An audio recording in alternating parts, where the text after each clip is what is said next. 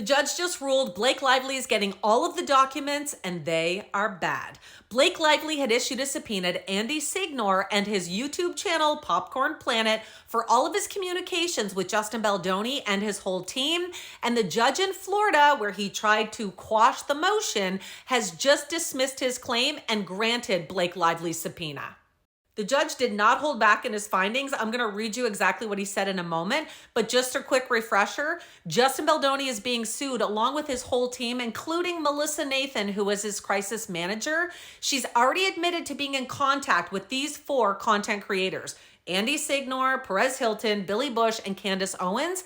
And she said in her interrogatory that she provided them information on behalf of or at the request of the Wayfarer team, and they published, seeded, spread, etc. the information that she gave them. Blake Lively is suing Justin Baldoni and his whole team, saying that she experienced sexual harassment on the set of It Ends With Us, but also that they organized a smear campaign of retaliation against her, led by Justin Baldoni, and she is saying that this man was part of it, Andy Signore. As I said, these are the 4 content creators that were named by Melissa Nathan, saying that they had been posting on behalf of Wayfarer. These were also 4 of the bigger content creators that were covering Blake Lively's lawsuit against Justin Baldoni in an extremely negative way. They were very pro-Baldoni and anti-Lively. Their social media pages at that time were garnering a lot of views and being pushed out, which now appears that it was not organic. A lot of smaller creators were getting all of their content and information from these accounts. These creators were making a ton of money on this content, but some of them were even going as far as to fundraise for more money from their followers, especially Andy Signore. He was claiming that he was raising money for legal fees for the subpoena, but then he did a live while on a vacation thanking Blake Lively for sending all of this money to him through his content. Unfortunately, a lot of his followers believed him when he said that he was not in communication with Justin Baldoni's team, that he was not posting information on their behalf. But now, thanks to this judge in Florida, we have now seen exactly what he's been trying to hide from Blake Lively's team. Blake's team is alleging that the defendants directly engaged with media platforms to overwhelm and confuse the public's understanding of Miss Lively's allegations and to drive negative sentiment against Miss Lively and anyone who supports her or speaks out against Mr. Baldoni. She claims they were able, with the help of people like Andy Signore, to seed social media content with content creators, post in online chat rooms like Reddit, and into publications with small audiences and lax editorial standards. The team would then amplify that content by sharing them with larger publications. Andy Signore has been trying to fight Blake Lively's subpoena in the court of law in Florida and doing a ton of content on this. Now, this is what he was trying to say. He's trying to argue that the subpoena seeks material covered by a journalist's privilege. He's trying to claim that he's a journalist and all of his material, emails, etc. would have been privileged and not allowed to be gotten by Blake Lively's team. He's also saying that Blake cannot overcome this privilege and that the subpoena imposes an undue burden because Lively could obtain the documents from the defendants.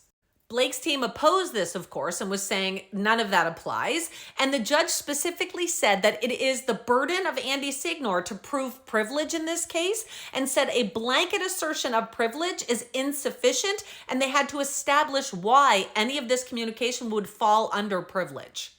The first thing the judge did was address the fact that Andy Signore is trying to call himself a journalist. If you have followed this case for any length of time, you know that Perez Hilton was also trying to claim he was a journalist. The judge in this case says absolutely not. The first thing he did was he included the technical definition of a journalist, and then he went into all the reasons why Andy Signore is no journalist. The first thing he did is he stated that Signore's declaration claims that the Popcorn Planet is a 501 corporation, but his publicly available records with the Florida Department of State say otherwise.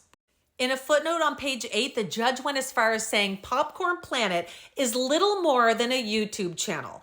Although Popcorn Planet maintains a website that operates as an online shop for branded merchandise, Popcorn Planet has no independent website for hosting its video content. Andy Signore tried to claim he was an investigative reporter who received a salary from Popcorn Planet. He also stated he's the owner, founder, and CEO, the host, director, editor, and main producer, as well as the registered agent of the company. The judge states, thus, Signor is self-employed. The judge goes on to say that Signor offered no explanation at all on how he would fall under the definition of an actual journalist, and states specifically that a YouTube channel such as Popcorn Planet is clearly not a newspaper or news magazine under a plain and ordinary meaning of those terms. Even if Popcorn Planet could muster a definition broad enough to cover its YouTube channel, any interpretation must consider the context in which the term appears. This section clearly and precisely excludes certain types of media.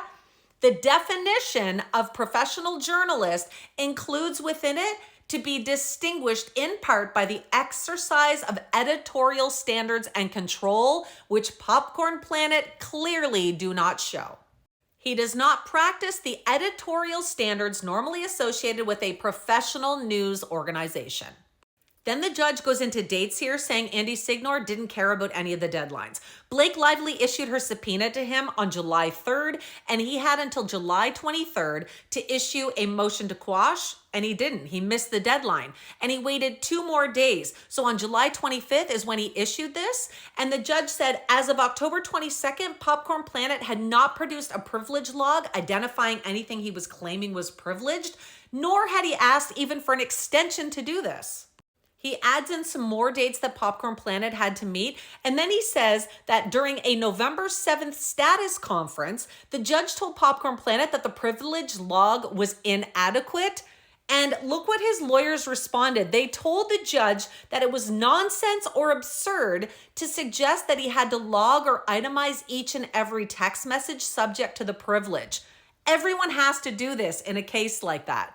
The judge obviously didn't like this, and he's pointing out that counsel for Popcorn Planet is incorrect on the law, and he fails to show that the subpoena communications were privileged.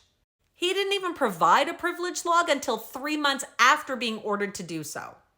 Thus, Popcorn Planet failed to provide a privilege log, and despite repeated opportunities to correct this omission, he didn't provide one that was sufficient enough to assess the privilege claim. This results in a waiver of the privilege. Now, here's where things get really interesting. The judge says that during an in-camera review, so this is where the judge can look at all these privileged documents, he says during that, item number 4 on the privilege log is a 6-month-long, 89-page text message conversation between Andy Signore and a defendant in the underlying lawsuit. Do you remember all the times Andy Signore claimed that this is not what he was doing, that he was not posting content for Wayfair, that he was not in communication with Justin Baldoni's team? Lies. The judge just told us there is 89 pages of a text message conversation between Andy Signore and a defendant in this case. I'm guessing it's Melissa Nathan, the crisis manager for Justin Baldoni, because she's already named him as having been in communication with her and seeding or posting content on behalf of Wayfair. This judge was not happy. The next line says, as one would expect, the conversation contains some information that is clearly irrelevant, unresponsive, and not privileged. The text message conversation constitutes the bulk of the material in the initial privacy log.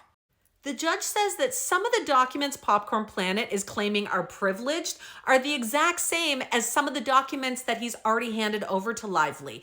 In particular, he says that there are inquiries by individuals associated with Popcorn Planet seeking comment from people involved in the film who provided no substantive response. So he was reaching out to Blake Lively's team, asking for comment, and they weren't responding.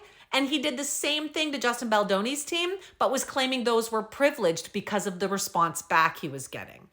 The judge says these documents reveal that the responsive materials are directly relevant and material to Lively's claim, especially since she was unable to get them from Wayfair's team. He says that these materials go to the heart of the matter that is the primary theory underlying Lively's defamation claim. He says even if Andy Signore could have claimed that these were privileged, Blake could have overcome it because he says that the request and Lively subpoena are directly relevant and material to her claim that the defendants in the underlying action orchestrated a campaign to defame her with the help of third parties who created disparaging and false content.